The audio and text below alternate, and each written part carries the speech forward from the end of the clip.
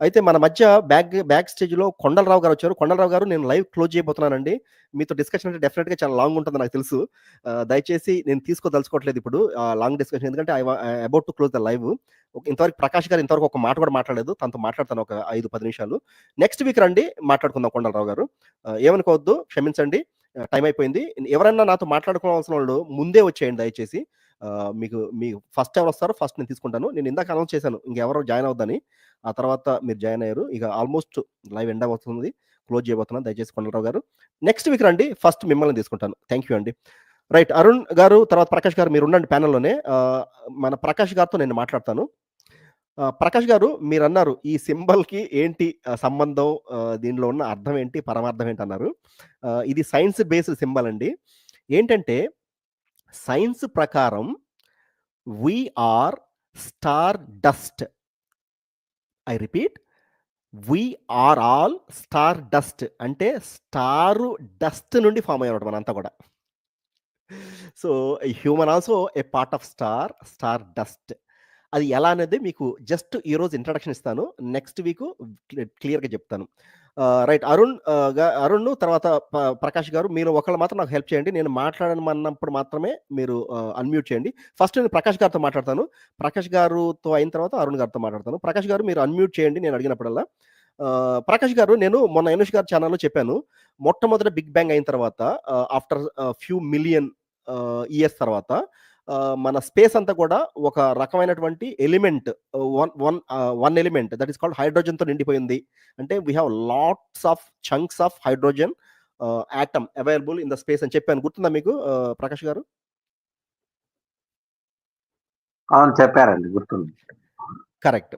So అయితే ఆ hydrogen atoms కూడా గ్రావిటేషనల్ ఎఫెక్ట్ వల్ల లేదా గ్రావిటేషనల్ ఫోర్స్ వల్ల దగ్గరికి క్లోజ్ అవుతూ వచ్చాయి. మొట్టమొదట అంటే ఇనీషియల్‌గా అవి స్లోగా గ్యాదర్ అవ్వటం ప్రారంభించాయి. ఓవర్ ద టైము మెల్లమెల్లగా గ్యాదర్ అవుతూ సో ఒక పెద్ద క్లౌడ్ లాగా ఫార్మ్ అయిపోయి, ఆ గ్రావిటేషనల్ ఫోర్స్ ఇంక స్పీడ్ అయిపోయి చుట్టుపక్కల ఉన్న హైడ్రోజన్ ఆటమ్స్‌ని కూడా అది అట్రాక్ట్ చేయడం మొదలుపెట్టిందనమాట. ఆ రకంగా ఈ హైడ్రోజన్ అంతా కూడా ఒక పాయింట్ దగ్గర, కోర్ దగ్గర నుంచి ఫార్మ్ అయ్యి it started accumulating around it అని చెప్పాను. అది కూడా చెప్పాను, గుర్తుందా మీకు అక్కడ? చెప్పారు. దాన్ని న్యూక్లియర్ ఫిజన్ అని అంటారని కూడా చెప్పారు. అక్కడ వరకొచ్చింది గదా! ఆ తర్వాత చెప్పాను కూడా ఎగ్జాంపుల్. ఒక మనిషి కింద పడితే వాడి మీద 10 మంది పడితే, 10 మంది మీద 100 మంది పడితే, ఆ కిందోడి పని ఏమో ఏదో అంటారు గదా! చాట అయిపోద్ది అంటారు కదా! ఓకే. అదే విధంగా ఇనిషియల్‌గా గ్యాదర్ అయినటువంటి ఈ హైడ్రోజన్ ఆటమ్స్ కూడా ఆహ్, పైనుంచి వచ్చే గ్యాదర్ అయ్యే ఈ హైడ్రోజన్ ఆటమ్స్ వల్ల ఫోర్స్ ఎక్కువైపోయి లోపల దెన్ ఇట్ స్టార్ట్స్ ఏమంటారు ఫ్యూజింగ్ అనమాట. నేను చెప్తాను ఒక్క నిమిషం. ఫ్యూజ్ అయిద్దనమాట. ఫ్యూజ్ అవ్వటం ఏంటంటే ఒక యాటమ్ ఇంకో యాటమ్‌తో కలిసిపోద్దనమాట. That is called fusion. న్యూక్లియర్‌గా 2 ఉన్నాయండి. ఒకటేమో ఫిజన్, ఇంకోటేమో ఫ్యూజన్. ఫిజన్ అంటేనేమో విడగొట్టడం. యాటమ్‌ని బ్రేక్ చేయటం ఫిజన్ అంటే. ఫ్యూజన్ అంటే కలపడం అనమాట. న్యూక్లియర్‌ని 2 న్యూక్లియర్ తీసుకొచ్చి కలపడం అనమాట. So, there are 2 things. మనకి అటామిక్ పవర్ అంటారు గదా! మనకి ఎలక్ట్రిసిటీ అంతా కూడా అటామిక్‌గా వస్తుంది గదా! ఆ ప్రాసెస్ ఏమో ఫిజన్. ఫిజన్ అంటే ఏంటంటే ఉన్న యాటమ్‌ని బ్రేక్ చేసి that process and all I will explain you. It is not material here. దాన్ని ఫిజన్ అంటారు. ఫ్యూజన్ అంటేనేమో what is happening in the sun లోపల ఏం జరుగుతుందో దాన్ని ఫ్యూజన్ అంటారనమాట. అలా ఫ్యూజ్ అయ్యి 2 hydrogen atoms it will become like A helium atom. Okay. అంతవరకు అర్థమైందండి ప్రకాష్ గారు మీకు? ఓకేనండి. అవి తెలుగు పదాలు వచ్చేసి సూర్యుడిలో జరిగేది కేంద్రక సంలీనము, ఆటం బాంబులో జరిగేది కేంద్రక విచ్ఛిత్తి. ఎగ్జాక్ట్‌లీ. రైట్. That's good. అయితే సరే, మన పాస్టర్ గారు మీరే చెప్పండి. ఇప్పుడు ఒక చోట ah, large quantity of hydrogen atoms gather అయ్యాయి. గ్యాదర్ అయిన తర్వాత లోపల ఇగ్నిషన్ స్టార్ట్ అయింది ఒకానొక పాయింట్‌లో. That ignition nothing but star పుట్టడం అనమాట. అంటే సో, స్టార్ అంటే ఏంటి? ద లైట్ ఎమిటింగ్ కదా! సో, ది ఫ్యూజన్ ప్రాసెస్ ఏంటంటే it generate some energy which is in the form of light. Or photons అంటారు దాన్ని. అప్పుడు బయటకొస్తది కదా! Light is coming out. So, ఇప్పుడు చాలా హైడ్రోజన్ ఆటమ్స్ ఉన్నాయి గదా! So, hydrogen is converting into helium అని చెప్పాను గదా! సో, ఒకసారి హైడ్రోజన్ ఆటమ్ హీలియం అయిపోతే ఈ 2 హైడ్రోజన్ ఆటమ్స్ మాయమైపోయినాయి గదా! Then it is becoming like helium గదా! అవును. కదా! రైట్. ఇనీషియల్‌గా మనకి సన్‌లో కూడా ఇదే ఉంది. ఏంటి హైడ్రోజన్ మాత్రమే ఉందనమాట. ఆ hydrogen is converting into helium. ఆ ప్రాసెస్ అయితుంది. అవును. కానీ ఇప్పుడు మన సోలార్ సిస్టమ్‌లో లేదా సౌర కుటుంబంలో హెడ్ ఎవరు? సన్, సన్‌లో ఏమున్నాయని చెప్పాను ఇప్పుడు మీకు? హైడ్రోజన్. హీలియం గూడా. అంటే కొంత హైడ్రోజన్ హీలియంగా మారి ఉంటది కదా ఇప్పుడు. హ్మ్. కానీ మన భూమి హ్మ్. మీద హైడ్రోజన్, హీలియం మాత్రమే కాకుండా చాలా ఎలిమెంట్స్ ఉన్నాయి. అవునా కదా? అవును. మరి అది ఎలా సాధ్యమై ఉంటదంటారు? ఎందుకంటే సూర్యుడి లోపల ఉన్నది హైడ్రోజన్, హీలియమే. కానీ మన హెడ్ అంటే తండ్రికి లేని ఈ ఎలిమెంట్స్ అన్నీ గూడా ఈ భూమి మీదకి ఎందుకొచ్చినియి? అంటే బైబిల్‌ని పక్కన పెట్టండి. ఊరికే ఆలోచించండి లాజికల్‌గా. ఏమన్నా ఎప్పుడన్నా క్వెషన్ ఏసుకున్నారా మీరు? భూమి మీద ఉన్నాయి గదా! I will try to show the elements on earth. ఒక్క నిమిషం చూడండి. Big bang. Let me open the big bang presentation again. ఒక్క నిమిషం ఉండండి. నేను షేర్ చేసి చూపిస్తే మీకు ఇంకా బాగా అర్థమవుతుంది. Share screen. షేర్ చేస్తున్నాను ఉండండి ఒకసారి బిగ్ బ్యాంగ్. అదే మొన్న అనుష్ గారు ఛానెల్ చెప్పినటువంటి బిగ్ బ్యాంగ్‌నే మరలా నేను షేర్ చేస్తున్నాను అంతే. కనిపిస్తుందండి? Big bang. I think first August నాడు డిస్కస్ చేసినట్టున్నాం ఈ బిగ్ బ్యాంగ్‌ని అనుష్ గారి ఛానెల్‌లో. అదే నేను మళ్ళా ప్రెజెంట్ చేస్తున్నాను. రైట్. ఆ! సో కనిపిస్తుంది. రైట్. మీరు ఒకటి గుర్తుపెట్టుకోండి. ఆహ్, సన్ లోపల ఉన్నది హైడ్రోజన్, హీలియం మాత్రమే. కానీ ప్లానెట్స్‌లో ఏమేమి ఉన్నాయో చూపిస్తాను చూడండి ఇప్పుడు. So, this and all not required, not required, not required. Right. So, ఈ పీరియాడిక్ టేబుల్ మీరు చదువుకొని ఉంటారన్నమాట చిన్నప్పుడు. సో, ఈ ఎలిమెంట్స్ అన్నీ గూడా మనకి ఇప్పటివరకు భూమి మీద దొరికేటువంటి ఏమంటారు ఎలిమెంట్స్‌ని మూలకాలంటారా? మూలాలంటారా? ఏమంటారు ఎలిమెంట్స్‌ని? ధాతువులు. మూలకాలు. మూలకాలు. మూలకాలు. రైట్. సో, మరి చెప్పండి ఎలా వచ్చాయి? సన్‌లో లేనియి భూమి మీదకి ఎలా వచ్చాయి? చెప్పండి. ఏమన్నా ఐడియా ఉందా మీకు? లేదా ఊహించి చెప్పొద్దు. మీకేమైనా ఐడియా ఉంటే చెప్పండి. లేదా నేను ఎక్స్‌ప్లెయిన్ చేస్తాను మీకు.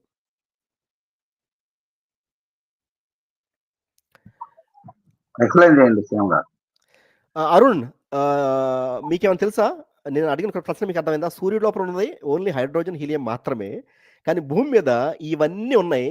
ఎలా సాధ్యమైంది? అంటే దేవుడు చేశాడని చెప్పొద్దు. అరుణ్ అన్‌మ్యూట్ చేసి మాట్లాడొచ్చు.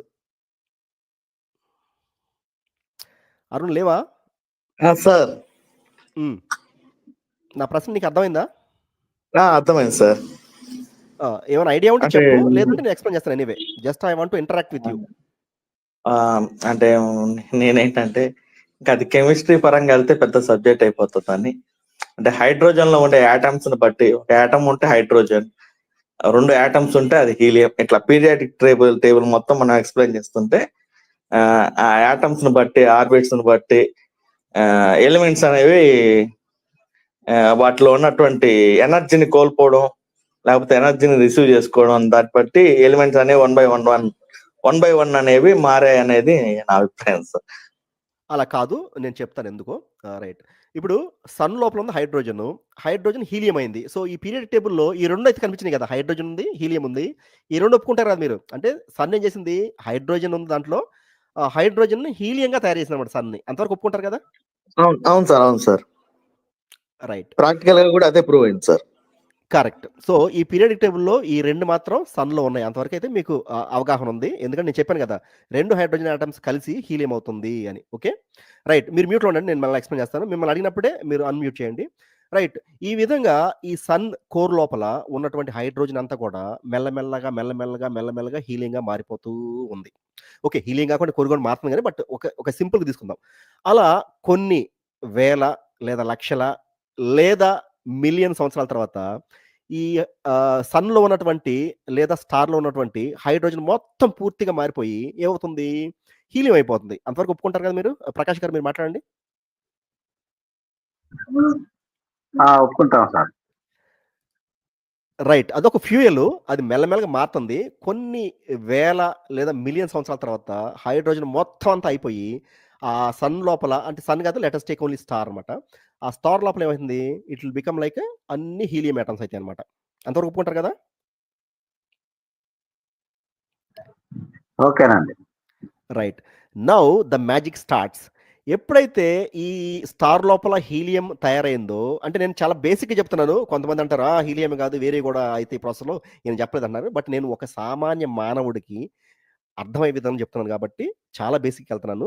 కాబట్టి అయ్యా ఉన్నారు కదా రేషనలిస్ట్, ఎథియిస్ట్ అని చెప్పుకునే మతవాదులు, అదొక మతం లాగా కొంచెం నేను సామాన్యుడికి అర్థమయ్యేది చెప్తున్నాను కానీ ఈ బిగ్ బ్యాంగ్ అంత డీప్గా చెప్పలేదు, ఈ దీని గురించి చెప్పలేదు అనుకోవద్దు. నేను సామాన్యుడికి అర్థమయ్యే విధంగా చెప్పడానికి ప్రయత్నిస్తున్నాను. రైట్. సో టాపిక్ వద్దామండి. ఇప్పుడు ఆ తర్వాత ఏమైంది, ఈ helium again starts to fuse అనమాట. అర్థమైందా? ఎప్పుడైతే పూర్తయిపోయిందో ఈ హైడ్రోజన్ అంతా కూడా, ఇంక ఉన్నదంతా కూడా మళ్ళా కోర్ లోపల హీలియం ఉంది. It will start to combine. 2 helium atoms కలిసి ఏమవుతుంది అప్పుడు,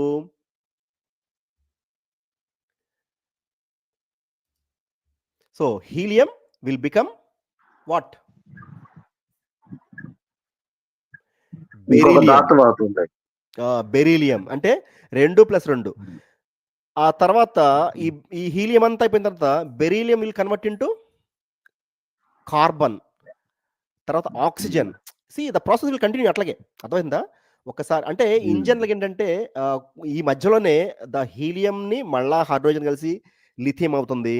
ఇట్లా డిఫరెంట్ కాంబినేషన్స్ తోటి ఈ ఫస్ట్ 2 రోస్లో ఉన్నటువంటి ఎలిమెంట్స్ ఉన్నాయి కదా, అంటిల్ ఫెరైట్, ఐరన్ వరకు ఫామ్ అవుతుంది అనమాట ఒక సన్లో.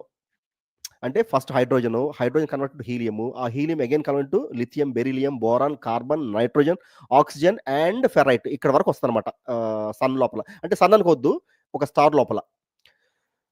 సరే, ఇక్కడికి వచ్చిన తర్వాత ఏంటంటే ఇక ఆ ప్రాసెస్ ఆగిపోద్ది అనమాట. ఎందుకంటే అప్పటికి ఈ యొక్క స్టార్కి దాని కెపాసిటీ ఉండదన్నమాట. ఇంకా అంటే ఇనిషియల్గా హైడ్రోజన్ కంప్రెస్ చేసుకుంది, దాని తర్వాత మళ్ళీ గ్రావిటేషన్ ఫోర్స్ తోటి హీలియం కంప్రెస్ చేసుకుంది, అలా ఐరన్ అంటే ఏంది, ఇనుము అనమాట. ఐరన్ దాకా వచ్చిన తర్వాత ఇక సన్కి దాని కెపాసిటీ ఉండదు అనమాట. బట్ ద అవుటర్ సైడ్ ఉన్నటువంటి గ్రావిటేషన్ ఫోర్స్ దాన్ని బాగా ఫోర్స్ చేస్తూ ఉంటుంది అనమాట లోపలికి.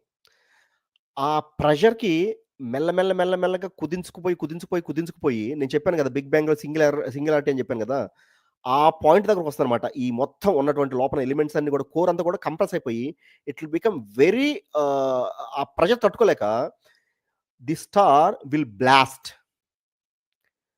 ఆ ప్రాసెస్ ఏమంటారంటే సూపర్ నోవా అంటారనమాట. సూపర్ నోవా అంటే ఏం లేదు, ద సన్ విల్ డై, అంటే ఇట్ బ్లాస్ట్ అయిపోతుంది అనమాట ఆ ప్రెషర్ తట్టుకోలేక, until it makes up to ferrite. ఆ తర్వాత ఆ హై ప్రెషర్లో it will blast, that is called super nova. ఆ బ్లాస్ట్ ఎంత భయంకరంగా ఉంటుందంటే ఈ మన హిరోషిమా నాగసాకి మీద వేసిన ఆటం బాంబులు ఒక జస్ట్ నలుసు లాంటి అనమాట ఆ ప్రెషరు, ఆ ఎనర్జీలో. ఆ సూపర్ నోవాకి it will become remaining all elements అనమాట. ఆ వేడికి, ఆ ప్రెషర్కి, ఆ ఒత్తిడికి the sun will make remaining all elements. అర్థమైందా? ఫస్ట్ హైడ్రోజన్ కన్వర్టెడ్ హీలియం అలా మారుతూ ఆక్సిజన్ దాకా వచ్చినాయి, తర్వాత ఫెరైట్ దాకా వచ్చినాయి. ఎప్పుడైతే ఫెరైట్గా ఫామ్ అయిందో ఒక star, then it can not make any further elements in its core. The remaining all elements will be formed at the blast అనమాట. దట్ ఈస్ కాల్డ్ ఒక ఫర్నేస్ బ్లాస్ట్ అయినట్లు అనమాట. దట్ ఈస్ సూపర్ నోవా అంటారు దాన్ని. ఎప్పుడైతే ఒక star సూపర్ నోవాగా అయిపోతుందో then it will form all these elements. కానీ ఇక స్టార్ లేదు కదా, ఇక్కడ అది బ్రేక్ అయిపోయింది ఆల్రెడీ స్టార్. ఓకే. ఏమైనా డౌట్లు ఉన్నాయి ఇప్పటి వరకు ప్రకాష్ గారు మీకు, అరుణ్ గారు మీకు మాట్లాడండి. ఏం లేవు సార్. అంటే ఇప్పుడు భవిష్యత్తులో సన్ కూడా సూపర్ నోవా లాగా మారబోతుంది. అక్కడికి వస్తాను. సన్ సూపర్ నోవా కాదు, ఎందుకు కాదో చెప్తాను మీకు. ఒక స్టార్ని ఎగ్జాంపుల్ తీసుకున్నాను. So the first star has done this job for అనమాట. అంటే మొట్టమొదటి స్టార్ ఏదైతే ఫామ్ అయిందో ఆ స్టార్ వల్ల మనకి ఈ ఎలిమెంట్స్ అన్నీ వచ్చాయన్నమాట. ఈ ఎలిమెంట్స్తో పాటు కొంత హైడ్రోజన్ కూడా మిగిలిపోతుంది. అంటే అంత హైడ్రోజన్ మారదనమాట. ఇంకో కొంత రిమైన్స్ ఆఫ్ హైడ్రోజన్ మళ్ళీ మిగిలిపోయి ఉంటుంది. ఓకే. ఆ హైడ్రోజన్ మళ్ళా మెల్లమెల్లగా గ్యాదర్ అయిపోయి it will become like another star. ఆ స్టార్ని ఏమంటారంటే మనం సెకండ్ జనరేషన్ స్టార్ అంటారన్నమాట. అంటే ఫస్ట్ జనరేషన్ స్టార్ చచ్చిపోయిన తర్వాత దానిలో ఉన్నట్టు అవశేషాలు, ఈ ఎలిమెంట్స్ తర్వాత ఉన్న హైడ్రోజన్ తోటి మెల్లగా it will become like another star. ఆ స్టార్ కూడా చచ్చిపోతే then it will become third generation star. మన సన్ను థర్డ్ జనరేషన్ స్టార్ అనమాట. అంటే ఫస్ట్ జనరేషన్ స్టార్ చనిపోయిన తర్వాత, అంటే సూపర్‌నోవా అయిన తర్వాత, some part will convert into one or many stars. They are called second generation stars. ఆ సెకండ్ జనరేషన్ స్టార్స్ చనిపోయిన తర్వాత, ఆర్ అవి కూడా సూపర్‌నోవాకి వెళ్ళిన తర్వాత, then it will become a third generation star. మన sun is third generation star. Supernova కావాలి అంటే దానికి ఒక రకమైనటువంటి పరిమాణం ఉండాలన్నమాట. మన సన్ అంత పరిమాణం ఉంటే it will not become supernova. It will become at the end it will become a dim star. అంతేగాని ఇది అదవ్వదు. సూపర్‌నోవా కావాలంటే మన సన్ కంటే మూడంతల ఎక్కువ పరిణామం ఉన్నటువంటి స్టార్ కావాలన్నమాట. అప్పుడే అది సూపర్‌నోవాకి వెళ్తుంది. ఈ చిన్న చోటా మోటా స్టార్‌లు సూపర్‌నోవాకి వెళ్ళవు. కాబట్టి మన సన్ సూపర్‌నోవాకి వెళ్ళదు. దీంతో ఎండ్ ఇది. This third generation star. దీని బతుకు ఇంతే. ఇది అట్లా ఎండ్ అయిపోవాల్సింది. దాన్ని అంటే ఓవర్ ద టైమ్ హైడ్రోజన్ అంతా అయిపోయిన తర్వాత, హీలియం అంతా అయిన తర్వాత, maybe it will at most it will convert into some elements. ఆ తర్వాత మెల్లమెల్లగా ఇట్ విల్ బికమ్ డిమ్. అంతేగాని it will not go for the supernova. Right. ఇప్పుడు మన సన్ చుట్టూ ఉన్న ఈ యొక్క గ్రహాలకి ఇన్ని ఎలిమెంట్స్ ఎక్కడొచ్చాయి అంటే, నేను చెప్పాను గదా! ఫస్ట్ స్టార్ డై అయిన తర్వాత ఇట్ విల్ బికమ్ సూపర్‌నోవా అయిన తర్వాత మెల్లమెల్లగా again some part of this hydrogen remained will form into second star. అలా కూడా థర్డ్ స్టార్ అవుతుంది గదా!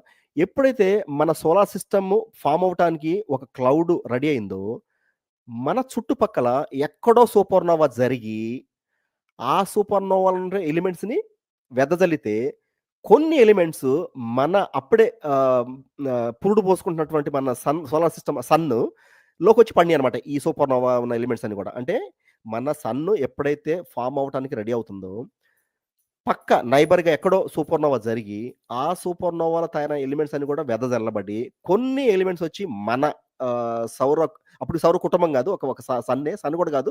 ఇట్స్ ప్రిమిటివ్ అనొచ్చనమాట. పడితే అక్కడైందనమాట. అలా పడినవన్నీ కూడా slowly started revolving around the sun. And ఆ తర్వాత అవి కూడా మెల్లమెల్లగా ప్లానెట్స్ లాగా ఫామ్ అయినాయి. ఈ ప్లానెట్స్ ఎలా ఫామ్ అయినాయి, ఇది సూపర్‌నోవా ఏం జరిగిందో అని నెక్స్ట్ చెప్తాను.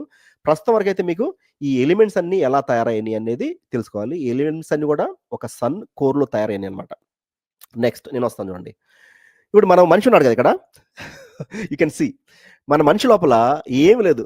మన మనిషి శరీరము కార్బన్ బేస్డ్. అంటే కార్బన్‌తో తయారైంది మన శరీరం అంతా కూడా. మన శరీరంలో ఉందేంటి? Oxygen, carbon, hydrogen, nitrogen, calcium, phosphorus, sulphur, potassium, sodium, chlorine, magnesium and all other elements. ఇవన్నీ కూడా ఏ పరిమాణంలో కూడా చూడండి. ఆక్సిజన్ వచ్చేసి మనకి 24%, కార్బన్ వచ్చేసి 12%. ఇవన్నీ కూడా మన బాడీలో ఉన్నాయి. అంతవరకు ఒప్పుకుంటారా మీరు పాస్టర్ గారు? ఒప్పుకుంటాం సార్. మరి ఇవన్నీ ఎక్కడి నుంచి వచ్చినాయి? సన్ నుంచి వచ్చినాయా? లేకపోతే ఎక్కడి నుంచి వచ్చినాయి ఇవన్నీ? Oxygen, carbon, hydrogen.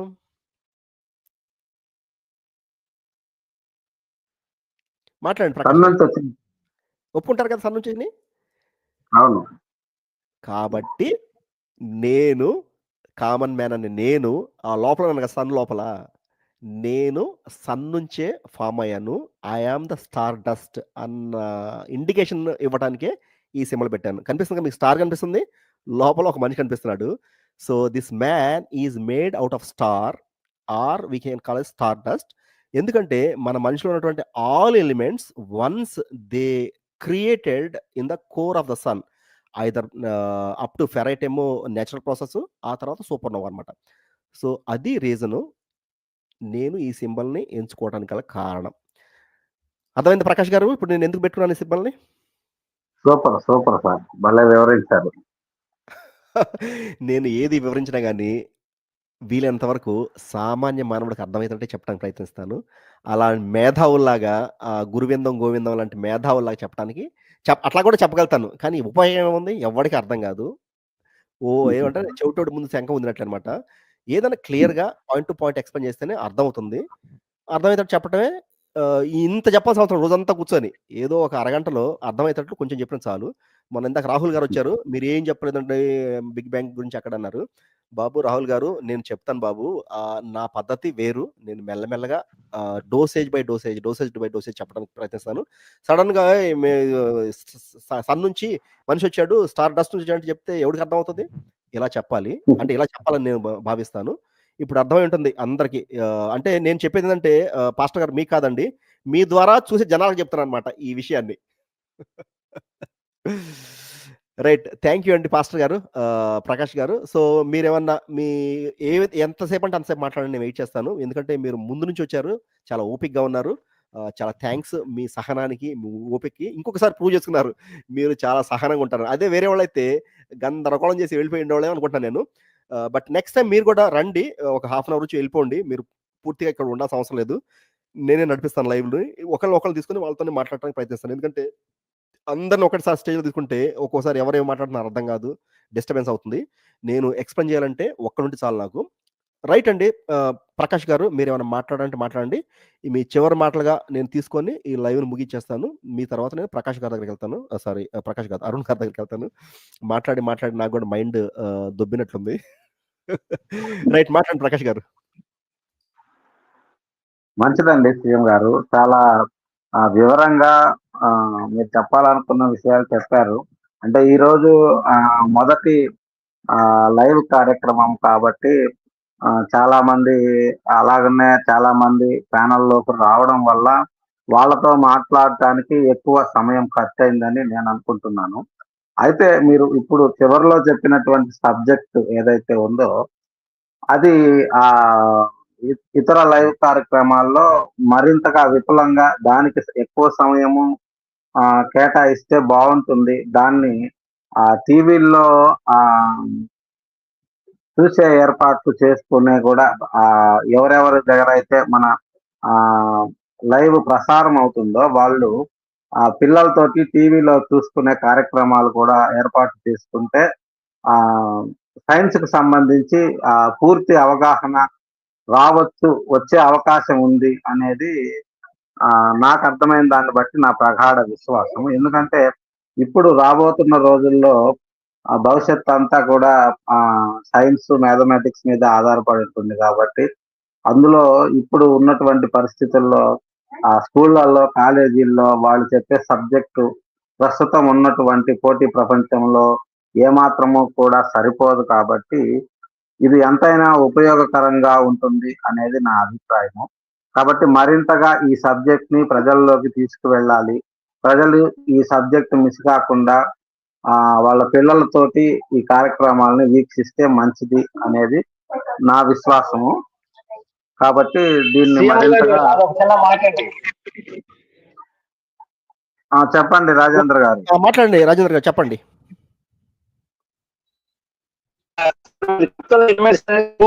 భూమిలో కూడా ఉన్నవండి. సో దేవుడు నేల మట్టిని తీసుకున్నప్పుడు మీరు చెప్తున్న ఎలిమెంట్స్ అన్ని నేలలో నుండి కూడా మనిషికి నేలలో నుండి వచ్చినవండి. దయచేసి గమనించగలరు. మీరు చెప్తున్న ఎలిమెంట్స్ అన్ని they are all in the earth. So దేవుడు నేల మట్టిని తీసుకున్నాడు కాబట్టి మీరు చెప్తున్న ఎలిమెంట్స్ అన్ని ఆ నేల మట్టిలో ఉండటానికి అవన్నీ మన శరీరంలో ఉన్నవి. అందుకే నేల నుండి వచ్చి వాటినే మనం భుజిస్తున్నాం. మట్టినే తింటుంది, అందుకే మట్టినే పూజిస్తుంది, కారణం అందుకే. రైట్ అండి రాజేంద్ర గారు, మంచిది. మీ అభిప్రాయాన్ని మీరు పంచుకున్నారు. సైన్స్ ప్రకారం ఏం చెప్తుందో అంతవరకు చెప్తాను. అది వినేవాళ్ళు తప్పకుండా ఇందులో ఆర్గ్యుమెంట్ ఏం లేదు. రాజేంద్ర గారి అభిప్రాయం రాజేంద్ర గారు చెప్పారు. నేను చెప్పాల్సింది నా అభిప్రాయం కాదు, సైన్స్ ప్రకారం ఎలా ఉంటుందని చెప్తున్నాను. ఫైన్ అండి రాజేంద్ర గారు, మంచిది.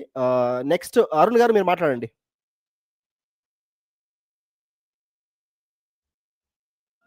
Sir thank you sir. చాలా బ్రీఫ్గా, సింపుల్గా, క్లుప్తంగా ఒక విద్య లేనటువంటి పామరునికి కూడా ఏ రీతిగా చెప్తే అర్థమవుతుందో అంత డీటెయిల్డ్గా, సింపుల్గా స్టార్ కి మనిషికి మధ్య ఉన్నటువంటి సంబంధాన్ని మీ బ్యాక్గ్రౌండ్ ఇమేజ్ ఏదైతే పెట్టుకున్నారో మరి దానిలో ఉన్నటువంటి అంతరార్థాన్ని మరి వివరించినటువంటి విధానాన్ని బట్టి మీకు ధన్యవాదాలు సార్. ఇంకొకటి ఏంటంటే మీరు చెప్పినదంతా వాస్తవం. నాకు కూడా మరి కెమిస్ట్రీ, నేను కూడా ఫార్మసీ చేశాను. అంటే చిన్నప్పటి నుంచి నేను ప్రకాష్ అన్న కూడా ఈ సైన్స్ పరంగానే ఎక్కువగా బాగా తర్కించే వాళ్ళం. మా చిన్నప్పుడు మా స్కూల్ లెవెల్స్ లో ఇంత బ్రీఫ్ గా, ఇంత లోతుగా, ఇంత డెప్త్ గా వెళ్ళి పిల్లలకి అర్థమయ్యేటువంటి రీతిలో మరి చెప్పేవారు అరుదు. మరొకసారి మీరు మాకు అట్లాంటి ఒక అధ్యాపకుడిలా, ఉపాధ్యాయుడిలా అర్థమయ్యేటువంటి పరిభాషలో మీరు చక్కగా వివరించారు. అందుని బట్టి మీకు కృతజ్ఞతలండి.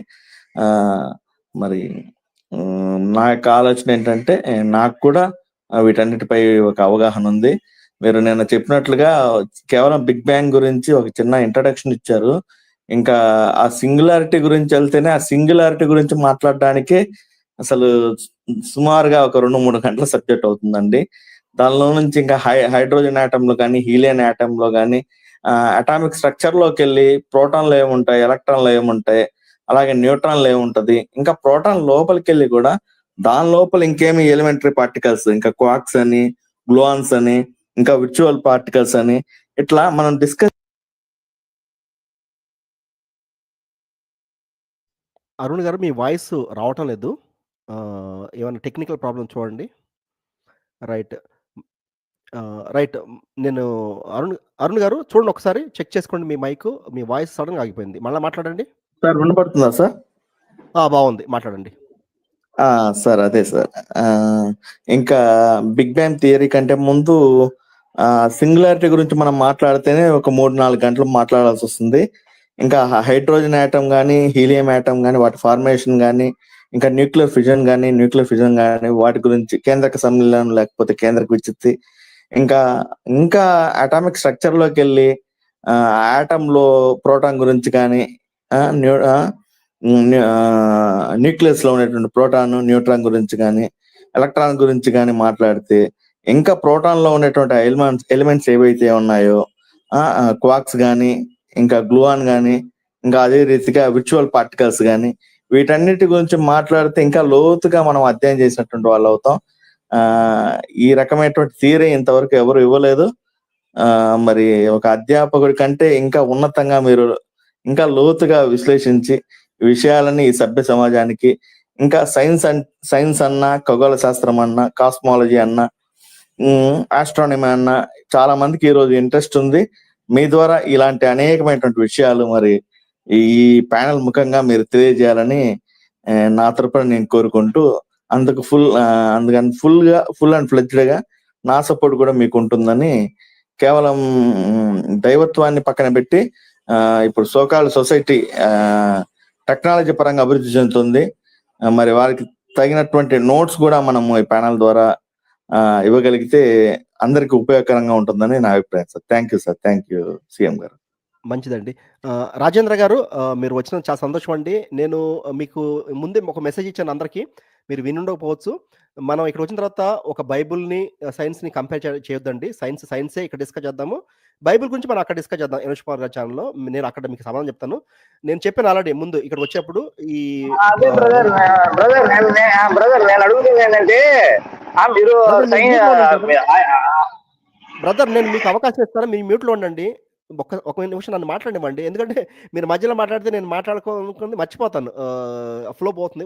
ఇస్తాను మీకు అవకాశం. మనం ఏం చేద్దామంటే రాజేంద్ర గారు, నేను చెప్పాను రాబోయే ముందు వచ్చేప్పుడు ఆ మత చొక్కాలని అక్కడ వదిలేసి వచ్చేసేయండి, ఈ పార్టీ చొక్కాలను కూడా అక్కడ వదిలేసి వచ్చేసేయండి. ఇక్కడ చక్కగా మనం ఒక సైన్స్ గురించి కానీ, ఒక సామాజిక విషయాల గురించి మాట్లాడుకుందాం.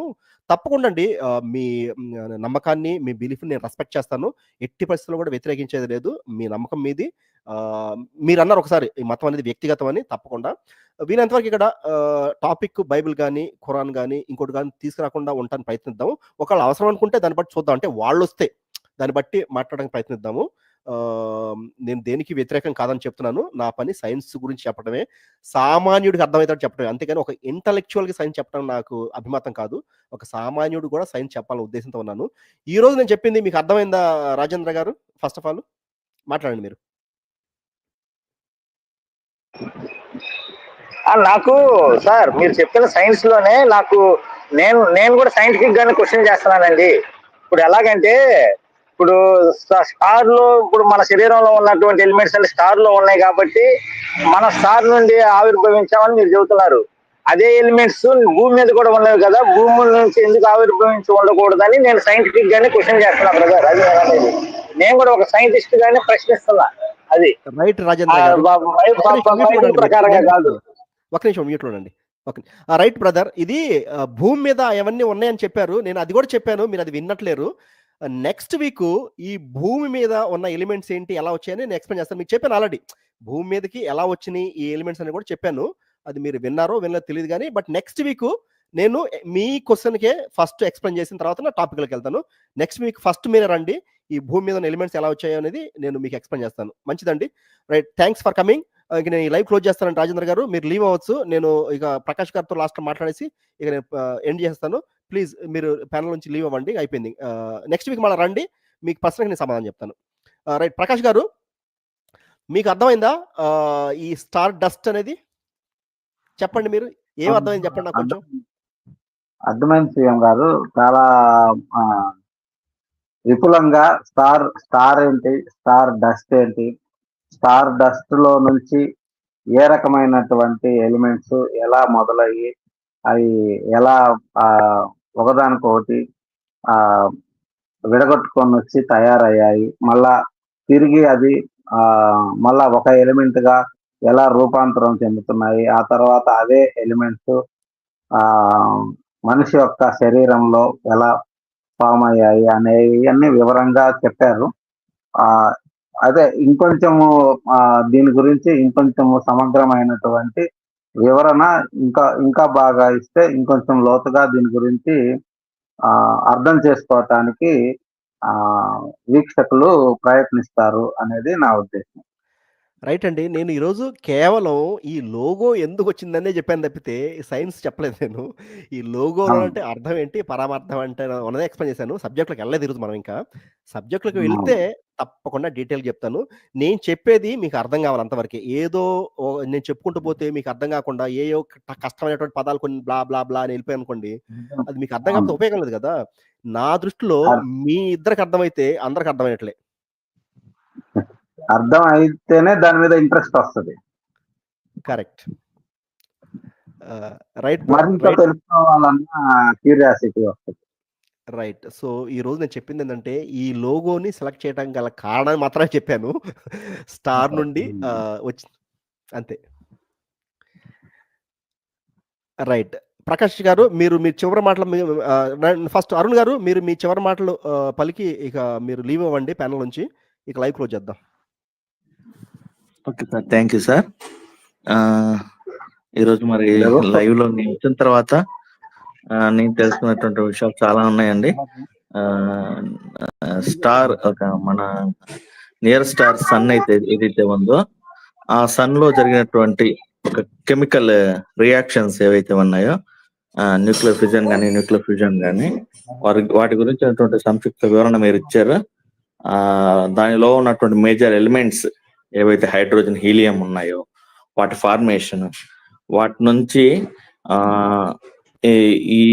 ఈ గ్రహాలు ఏవైతే ఉన్నాయో ఎర్త్ కానీ మెర్క్యూరీ కానీ వీనస్ కానీ ఇలా ఈ గ్రహాలు ఎలా ఫార్మ్ అయ్యాయి, ఇంకా అండ్ ఆల్సో ఈ కెమికల్ ఫార్మేషన్ ఏదైతే మనం పీరియాడిక్ టేబుల్ అంటున్నామో ఒక హ్యూమన్ కి అవసరమైనటువంటి ఈ కెమికల్ కాంపౌండ్స్ ఎక్కడి నుంచి వచ్చాయి, వాటి ద్వారా మనిషి ఎలా ఫామ్ అయ్యాడు అనేటువంటి ఒక బ్రీఫ్ ఇంట్రొడక్షన్ మీరు ఇచ్చారు. నేనైతే అనేకమైనటువంటి విషయాలు మరి ఈ లైవ్ ద్వారా నేనైతే నేర్చుకున్నాను, తెలుసుకున్నాను sir. Thank you sir. Thank you very much. మంచిది అరుణ్ గారు, మీరు లీవ్ అవ్వచ్చు. నేను ప్రకాష్ గారితో ఎండ్ చేసేస్తాను ఈ లైవ్ని. రైట్. అరుణ్ గారు మీరు లీవ్ అవ్వచ్చు. ప్రకాష్ గారు మీరు చివరి వాక్యాలు చెప్పారనుకుంటాను. ఇంకేమైనా చెప్పాలని చెప్పండి, లేదంటే లైవ్ క్లోజ్ చేసేస్తాను వెంటనే. ఎందుకంటే మీరు బయటకు వెళ్ళాలనుకుంటా, ఇప్పటికి చాలాసేపు అయింది. క్షమించాలి, మీరు మాట్లాడండి. చెప్పాల్సింది చెప్పాను సార్. అయితే అదే మరొకసారి మీకు గుర్తు చేస్తున్నాను. ఇప్పుడు మాట్లాడినటువంటి సైన్స్ సబ్జెక్ట్ ఏదైతే ఉందో దానికి మరింత సమయం కేటాయించి ప్రశ్నోత్తరాలకు మాత్రం సాధ్యమైనంత తక్కువ సమయం కేటాయించి సబ్జెక్ట్ ని మరింత లోతుగా ముందుకు తీసుకువెళ్తే పిల్లలకు అనేక మందికి మరింత ఉపయోగకరంగా ఉంటుంది అనేది నా అభిప్రాయం సార్. ధన్యవాదాలు. మంచి